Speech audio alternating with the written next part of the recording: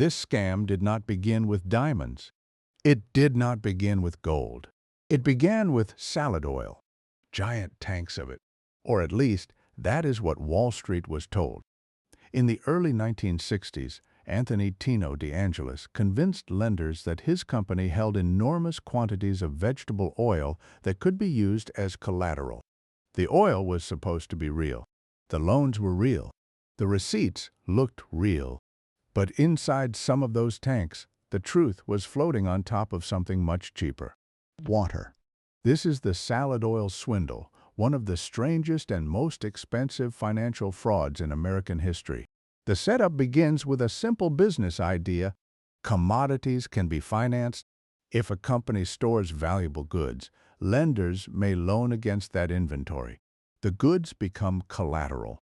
If the borrower fails, the lender can claim the goods and recover value. In theory, this system makes sense.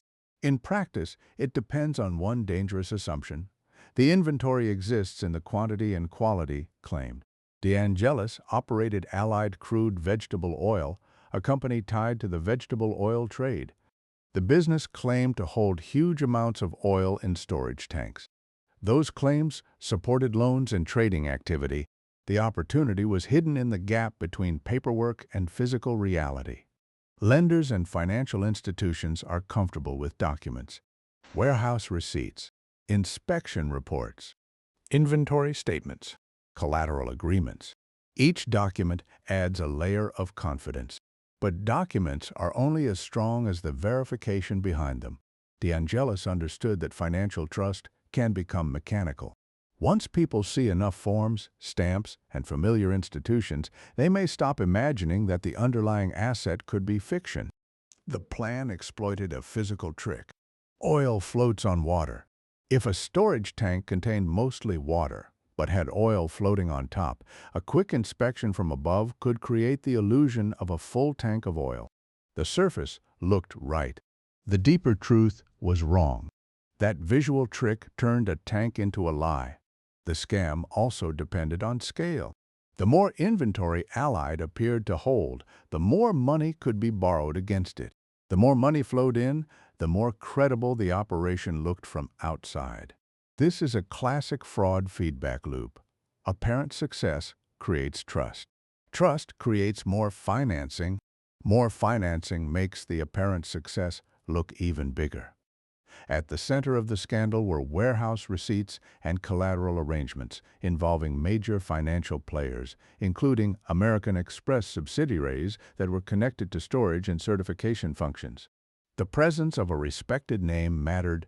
It gave lenders comfort. It made the oil feel verified. It turned industrial tanks into financial instruments. But the numbers did not match reality. When suspicion grew and the system finally faced proper scrutiny, the collapse was brutal. The supposed oil inventory was far smaller than claimed. Loans backed by that inventory were exposed as dangerously under-collateralized. The scandal shook confidence in American Express and other institutions tied to the financing chain. American Express stock fell sharply, and the company faced major losses and reputational damage. Warren Buffett later famously invested in American Express after the scandal, seeing that the core business still had strength despite the panic around the fraud. That is one reason this case remains famous in investing circles. But for this story, the important lesson is not Buffett.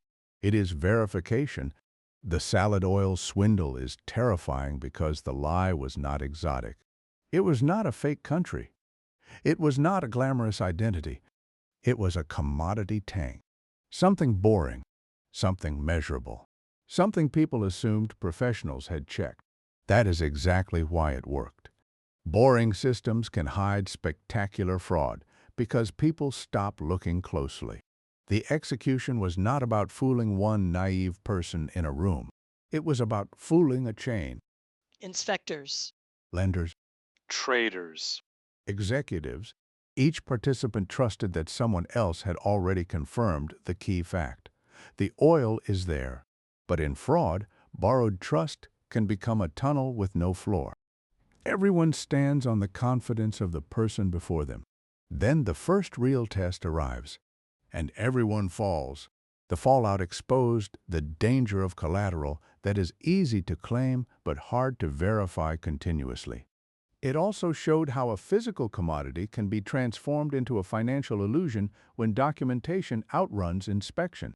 For viewers, the modern parallel is obvious. Replace oil tanks with digital assets.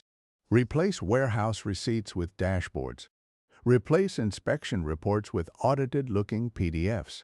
The question remains, does the thing exist? Can it be independently verified? Who benefits if no one checks too hard?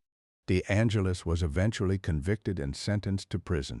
The scandal became a case study in commodity finance, due diligence failure, and the danger of trusting surface-level proof. It also gave history one of its strangest fraud images: Wall Street, fooled by tanks that looked full from the top. That image is the whole lesson. If you only test the surface, you may only verify the lie. The oil floated, the water hid, the paperwork moved, and the money followed. The salad oil swindle reminds us that fraud does not need to be glamorous to be devastating. Sometimes the most expensive lies are stored in plain metal tanks, waiting for someone to measure deeper than the surface.